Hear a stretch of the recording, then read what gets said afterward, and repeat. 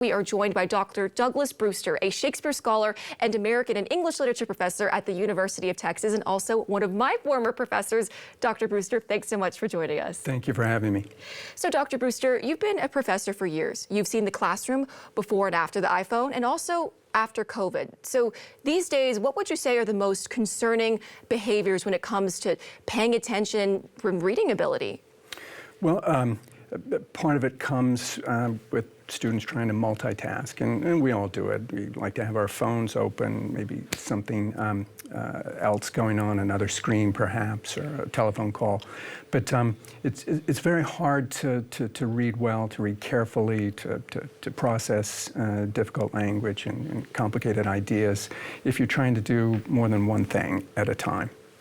And it is so hard. It's such a siren song to multitask, I admit. And that being said, how are you adapting, if at all, your approach to teaching and to reading assignments given these shorter attention spans? Well, I think everybody has, as a teacher, everybody's come to the realization that we can no longer teach as much material as we used to, or even as long a works as we used to. So cutting syllabi down, doing more oral recitation in class, reading passages aloud, and essentially kind of not relying on students to read long, difficult texts outside the classroom, because it's just not happening anymore. And that's got to be hard to stomach as a professor, especially one of these beautiful works of literature that just are longer form and may come across as intimidating to your students.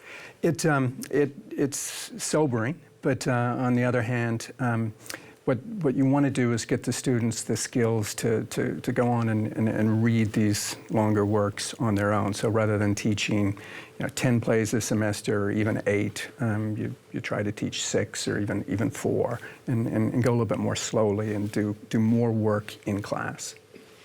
And how do you foresee this maybe impacting students and others long-term not being able to really sit and, like you said, read deeply and intentionally a long work or just have a shorter attention span for anything? Well, it's going to make a difference in their careers. It's going to make a difference to their success as citizens.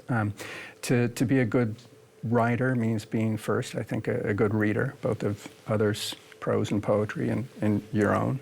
But it's also going to be the kind of bare minimum for making a serious advance in your career. The good readers tend to do well in social interactions. They tend to have insights and experiences that they might not have if they didn't pursue complicated texts, literary and otherwise, on their own.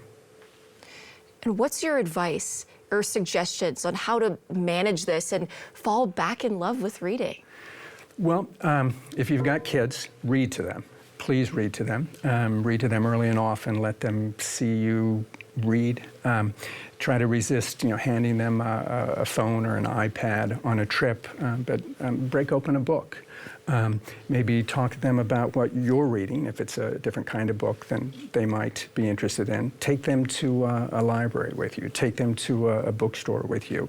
And if you are all grown up, go to a library, go to a bookstore, go hear our local authors read, go to plays, kind of fall in love with the English language or whatever language that you speak all over again. Wow. And well said. And something I'm taking as a personal challenge to myself. It was my New Year's resolution to read more, and you're going to hold me to that, Dr. Brewster. Technology, a wonderful, terrible thing. And Dr. Brewster, thank you for coming on the show and sharing your thoughts with us. Thank you.